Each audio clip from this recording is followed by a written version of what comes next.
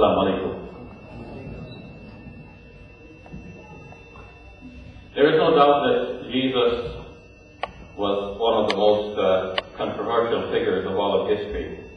Muslims claim to believe in him, Christians claim to believe in him, and Jews reject him, generally speaking. Many others do not know anything about him. Outside of Christianity, Jesus is held in reverence in only one religion, that is in the religion of Islam. That says something about him. We've just heard from the sacred scripture of Islam the story of the annunciation of the birth of Jesus. Jesus' birth then was said to be special. In the Quran, Jesus is shown to be a mighty messenger of God. He's a prophet. He is God's Messiah. He was sent with many miraculous signs and healings, so that the raising of the dead. He was given a message to deliver to the people of Israel, a message of saving grace. And at the same time, Jesus, on whom be peace, is said in the Quran to be the forerunner of the last of all of the prophets, Muhammad, peace and blessings of God be upon him.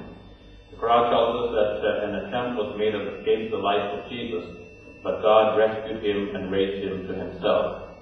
Now, nothing in the Quran is said to derogate Jesus or his mother in any way. And we can then conclude that the Quran, outside of Christianity, is the only known scripture which has spoken so highly of Jesus.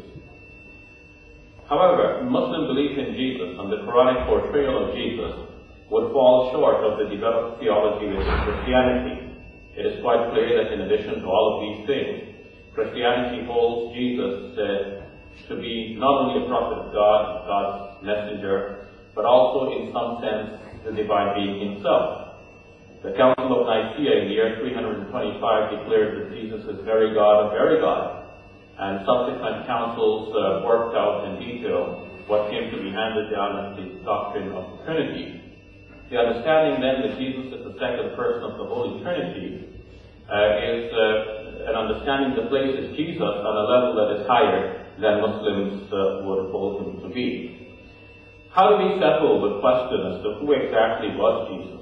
Was he as Muslims believe? Is he as Christians believe? Or should he be rejected altogether, as the Jews, the scholars in his day, had rejected him? Who then was Jesus? One approach to the question would be historical. We can try to comb as far as we can the available documents regarding Jesus. This would mean then that we would first of all exclude the Quran from our study. We want to get back to the earliest records regarding Jesus. And certainly the Quran comes very late in terms of historical study. The Quran came to be revealed to the Prophet Muhammad, who was born in the year 570 of our current era. Or we used to call that AD, which means Anno Domini, in the year of our Lord, named after the time of Jesus' birth. So because the Quran comes now some 600 years after the event, we would want to exclude the Quran initially from our historical study about the life and person of Jesus. We want to reach back further to find the earliest records we can.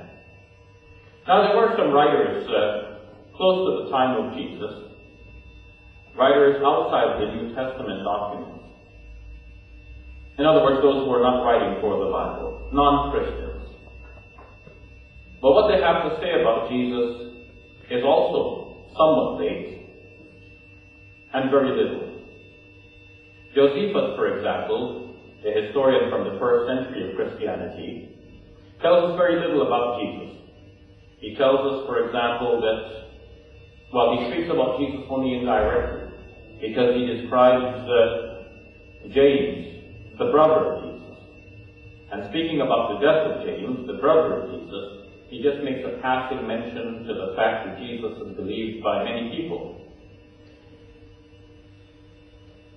Some scholars believe that a certain section was inserted into Josephus' writing, so that where Josephus speaks about Jesus being believed in by many, some later hand apparently inserted a phrase to the extent of saying that these people believed that Jesus was the Messiah, and moreover that Josephus himself seems to be acknowledging that Jesus was much more than a man. But if we discount that, as the historians would now be inclined to do, what we have in Josephus is only a very sparse and indirect mention of Jesus, but nothing based on which we might try to reconstruct his life or to understand something about his teaching. Some other scholars, such as Tacitus and Suetonius, come a little bit later, and again their writing about him is very sparse. We know, for example, that if we read the New Testament documents, we see that Jesus was creating a great uproar with his teachings. He was gaining many followers, to the extent that he was seen to be a threat to the Jewish Sanhedrin, and also in some indirect way to Roman rule. And for this reason he was crucified. It must have been a momentous event, witnessed by all, or an event to which caused many people to beat their chests and go home, according to the Gospels. And yet, Suetonius, writing about this, says that in this period of time, nothing happened. So, Jesus apparently did not figure very much in the writings of the earliest non-Christian writings that we can find. Pliny the Younger also comes much later, and instead of describing Jesus directly, he only speaks about the Christian communities that were in existence in the time of Pliny, and the manner in which they prayed, involving the fact that they sang hymns to Jesus as though they were singing hymns to a God. So much for outside of the New Testament documents, close to the time of Jesus. But what about the New Testament documents?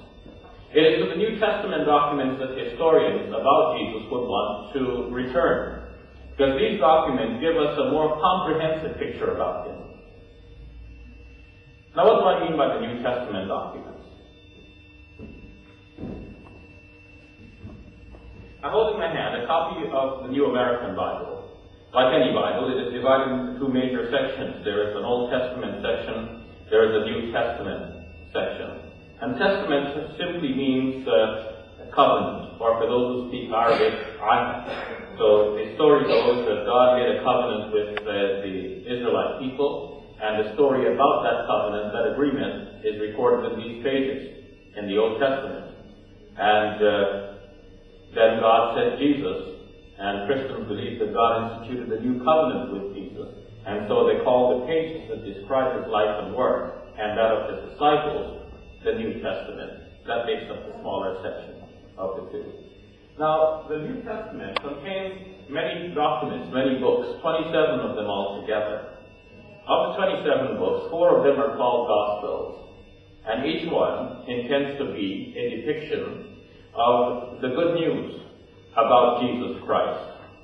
The idea here is that Jesus came and preached the good news of God's salvation, and that good news may be called in Greek Evangelion, or in English just simply Gospel, or in Arabic Injil, which corresponds very closely to the Arabic Evangelion, Injil. So there are 4 Gospels. These Gospels see Jesus from 4 different points of view, because they were written by 4 different individuals, written over many decades, and written in different areas. So initially, the documents were circulated and read by different communities, until eventually, sometime perhaps in the 2nd century of Christianity, these documents came to be collected together and put into a single volume. Nowadays, we have them conveniently in our Holy Bibles, and we can read them comparatively, and we can study them chronologically. The matter of modern historians now is to line up the Gospels according to the chronology of their writings, and to see what picture of Jesus emerges as these documents are studied comparatively. Now, Irenaeus, one of the early Christian scholars, had already noticed that one of the Gospels is very different from the other 3. That is the Gospel according to John. And he called the Gospel according to John the spiritual Gospel. Nowadays, scholars are more clear as to how Jesus is different from the other Gospels. They think how John's Gospel is different from the other Gospels. They think that John's Gospel is a result of a later reflection on the life and teachings of Jesus. So to think that over the decades that passed until the writing of the Gospel according to John, the writer or writers of the Gospel according to John had a sufficient amount of time to reflect, to think about who Jesus was. And as the idea about Jesus evolved over time, that idea came to be reflected in the Gospel according to John. The Gospel according to John, they think, was written somewhere around the year 90 to 100 of the current era. That would be then some 70 years, 60 to 70 years after Jesus had already been taken up. And in that period of 6 or 7 decades then, the stories about Jesus were told, were retold, and eventually they came to be reflected in the Gospel according to John in the manner in which it was credible to the authors of the fourth Gospel at that time. Because the Gospel according to John is rather late, historians of the person of Jesus would want to reach back earlier to the other Gospels, the first three.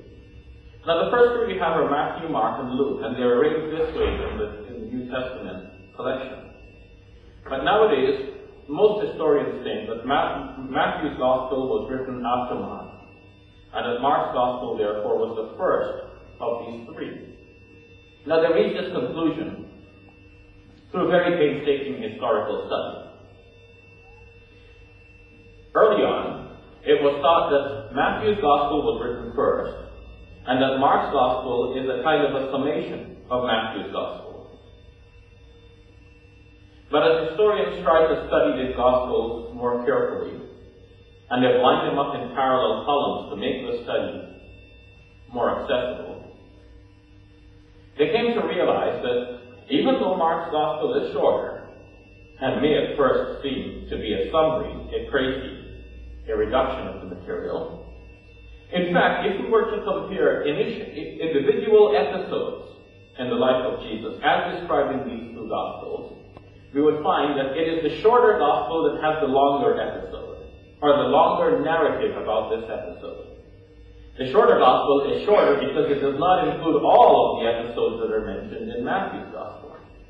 In other words, Matthew's Gospel is longer because it includes more material.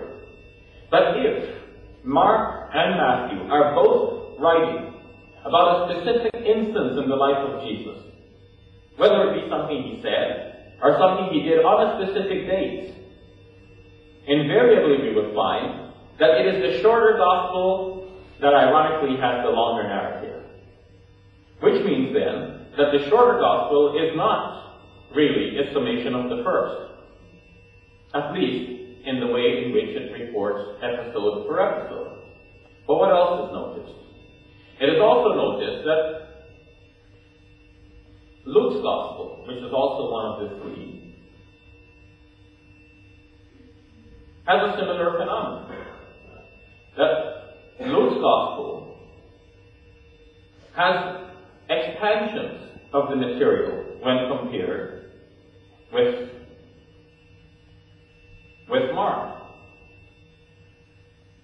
Moreover, that when Matthew, Mark, and Luke, these three writers,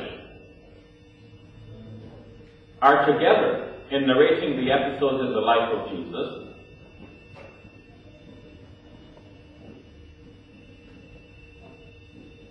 then Mark can be seen as the common element among the three. If Mark is not there, then the other two do not seem to agree. In other words, if we were to follow the episodes in the life of Jesus, Jesus came here and he preached in the temple, and then immediately he went out to the seashore. So we have here two episodes. Jesus came, he preached in the temple, then he went out to the seashore. Now there are two episodes. So long as Mark has both episodes, you can find him in the other two. But if it is not in Mark, it's not there in the other two either. So what explains the fact that Mark is the common factor? Scholars came to realize that Mark was the earliest of these three Gospels, and that the other two Gospels copied the material from Mark. Now this is an interesting conclusion that also helps us to identify the source of some of the sayings of Jesus. Now, all of the Gospels have sayings of Jesus, but very few sayings of Jesus are there in Mark's Gospel. Many more in Luke and in Matthew. Now, where do these sayings come from? If Matthew and Luke were copying from Mark, where then did they get all of these other sayings of Jesus, which are not found in Mark's Gospel?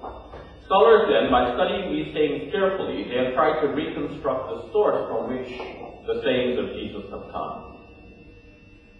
And they have identified that source as the Q Gospel. Now, it's called Q from the German word Quelle, which means source, because we do not have a name for that Gospel. We only have the fact that there are sayings in the Gospels according to Matthew and Luke, which are not in their main source, the Gospel according to Mark.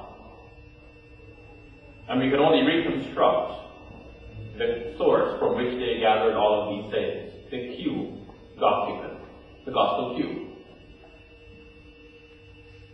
So then we have a variety of sources for working on the life of Jesus and for seeing how indeed the story of Jesus was told in the various decades in which these Gospels were written. We've already said that the Gospel according to John was written last, about 60 to 70 years after Jesus had already left the scene. Now, what about Mark and Matthew and Luke? Today it is thought that Mark's Gospel was written sometime during or immediately after the Jewish revolt, which occurred in the year 666 AD. So Mark's Gospel may have been written around the year 70, perhaps the year 75, as early as 66, somewhere in that area we can say 70 on average. That would be about 40 years after Jesus had already left. So still it is considerable time. So as much as we have discounted the Quran for the time being, for the sake of looking at this historical study of Jesus, and as much as we have reached back to the early documents, we have found that in the non-Christian writings, there is very little to know about Jesus. And in the Christian writings here, the books that make up the New Testament document, we have some Gospels, some of which are fairly late, some of which are earlier, but not as early as the historian would want them to be. Now, of course, we're dealing here with the ancient world, I should add. And in the ancient world, it is quite common to have documents that come very late. It is not uncommon, for example, for the biography of a person to be written many hundreds of years later, after the demise of that individual. But of course, then in that case, we're dealing with individuals, the details of whose lives are not so important and interesting. They might be interesting, but it is not the sort of thing that people hang their life and death and eternity on. In the case of Jesus, people want information that is very highly dependable. And so we reach back, we study, we think about the materials that have been written. The Gospel according to Mark then was written about 40 years after Jesus, around the year 70. What about Matthew and Luke? Matthew and Luke were written, according to best estimates, around the year 85. So we have Mark, we have Matthew and Luke, and we have finally John. What is interesting is that as we study the way in which the story about Jesus is told and retold, we realize that eventually the story itself takes on a life of its own. If, for example, we were to compare Mark's Gospel with the other two that used it as a source, we will see that invariably the material, as it has appeared in Mark's Gospel, is modified in the other two. So we see that the other two, in fact, are larger than Mark's Gospel for the fact that they include other material. They have, for example, sayings of Jesus that are not found in that source, from the Q Gospel, we said.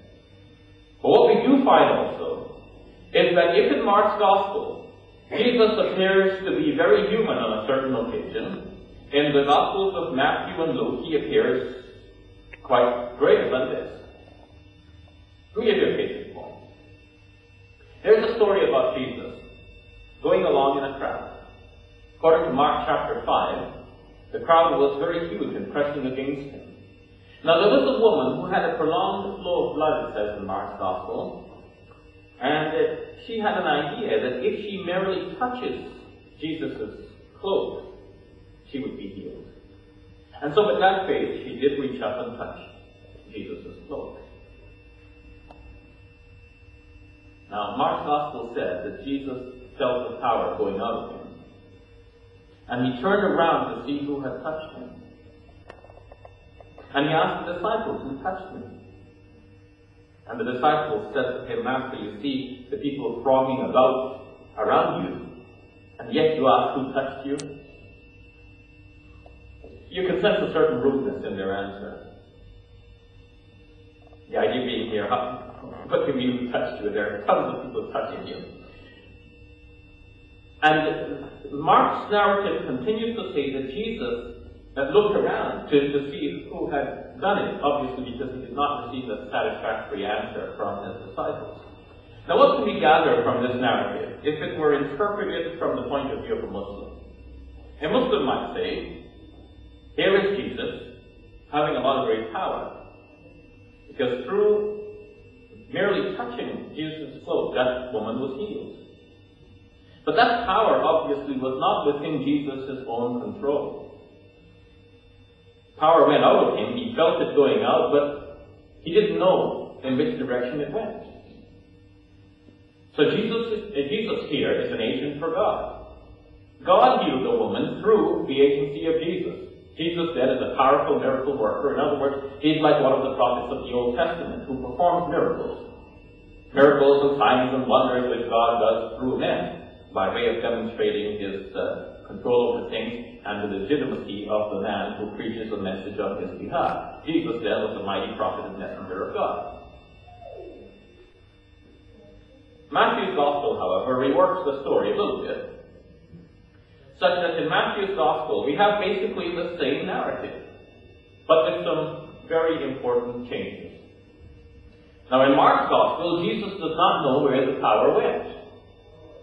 But in Matthew's Gospel, he knows. So he turns around and he speaks to the woman directly. And he tells her that it is her faith that has healed her.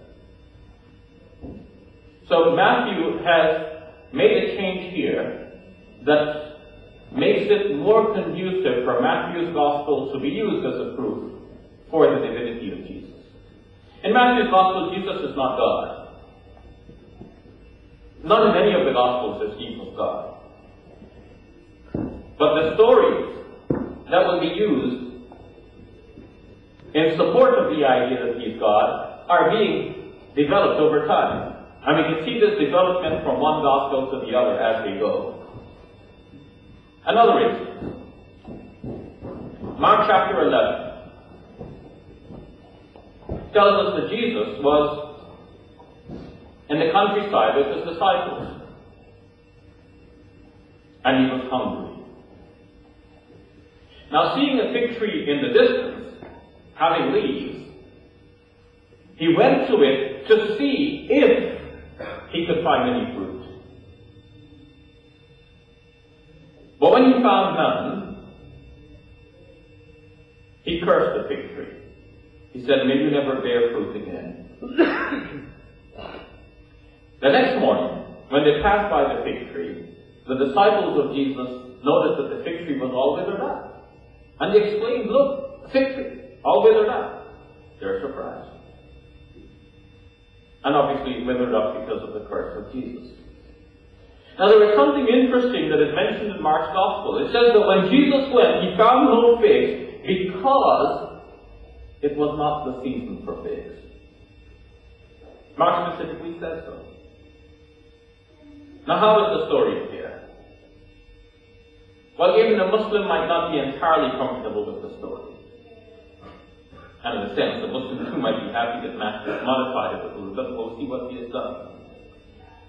But the way it appears in Mark's Gospel might give the impression that Jesus capriciously cursed the tree.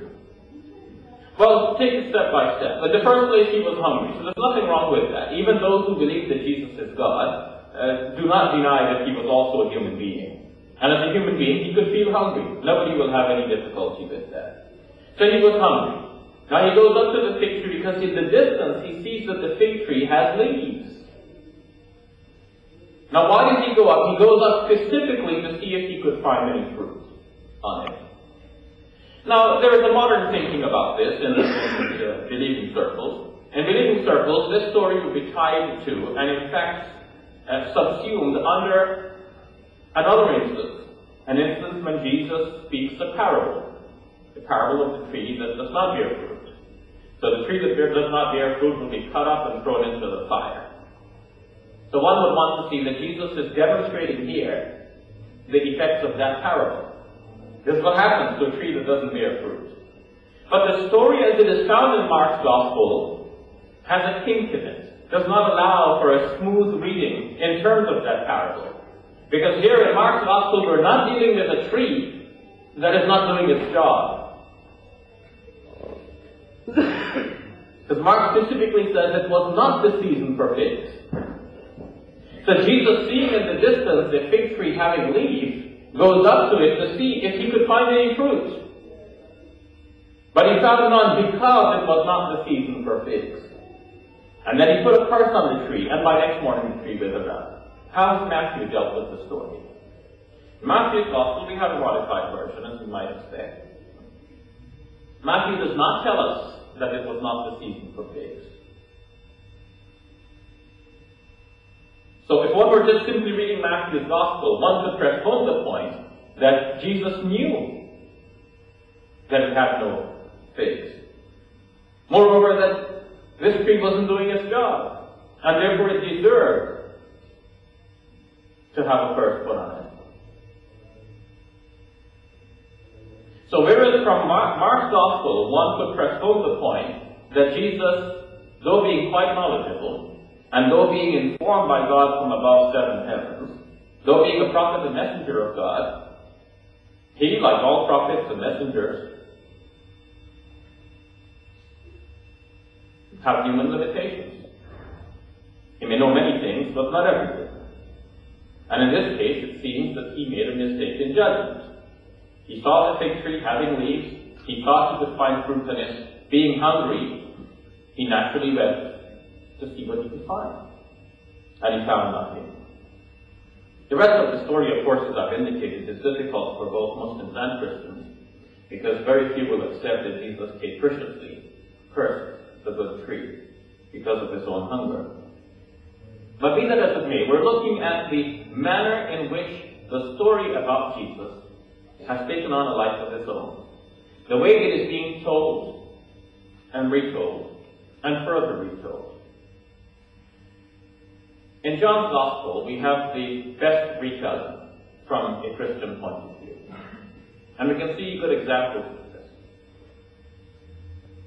We can see, for example, that in what are called the Synoptic Gospels, the Gospel of Matthew, Mark, and Luke. I didn't mention that word in my lecture here tonight yet, but that word simply means that they can be seen together. Synoptic. They can be seen synchronously. Single vision. Synoptic. Synoptic Gospels then, Matthew, Mark, and Luke, concur on the idea that before Jesus was arrested to be crucified, he was in the Garden of Gethsemane praying. And the Gospels have it that Jesus prayed, "Father, if it be possible, let this cup pass away from me. Yet not my will, but yours be done." What we have there in this prayer is Jesus submitting to the Father and allowing for whatever is the will of the Father to be carried out. But at the same time begging for something else. Let this cup pass away from me. In other words, let me not drink from this suffering.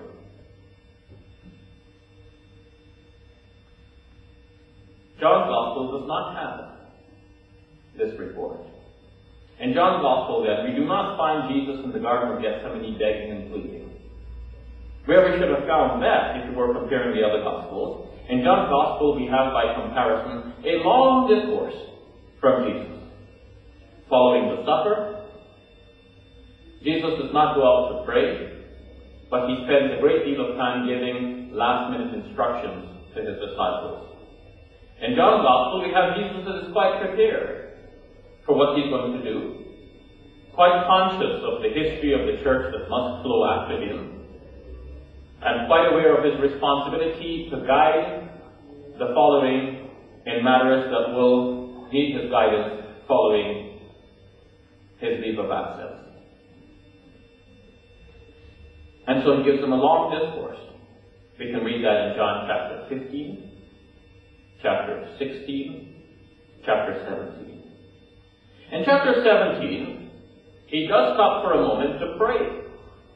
But he doesn't fall on his knees and pray as in Luke's Gospel. Nor does he fall on his face and pray as in Matthew's Gospel.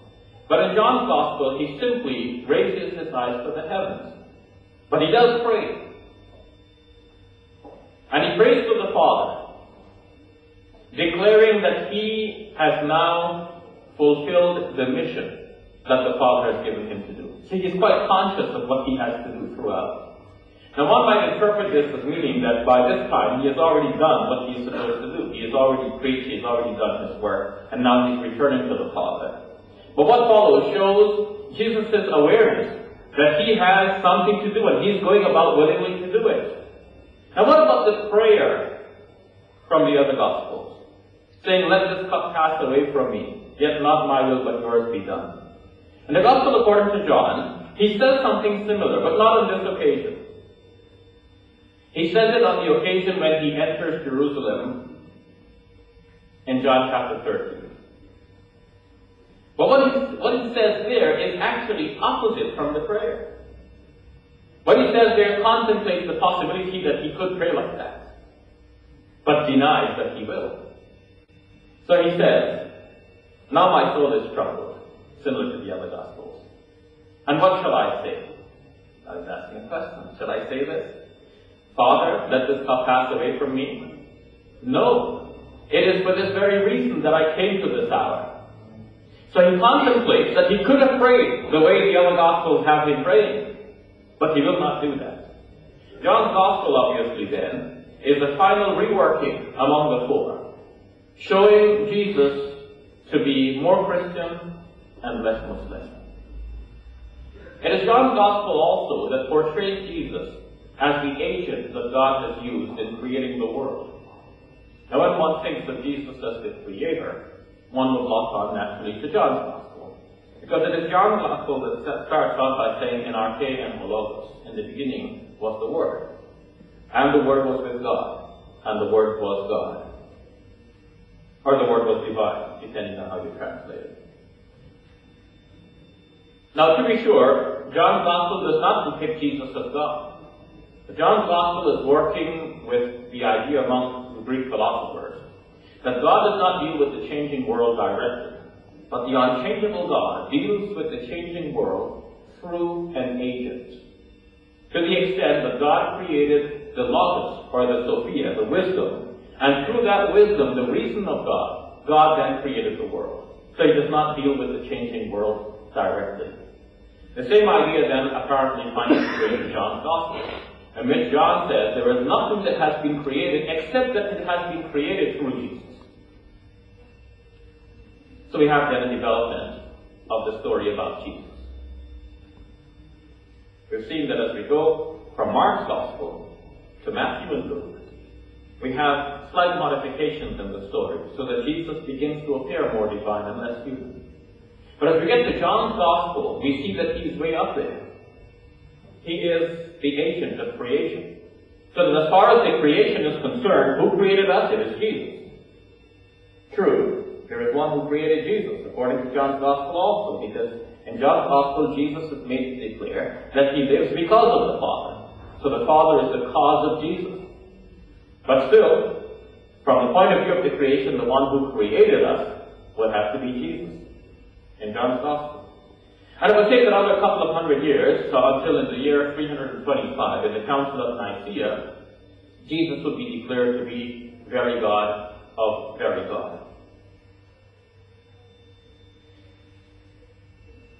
Now, we can expand this talk and include something about Paul.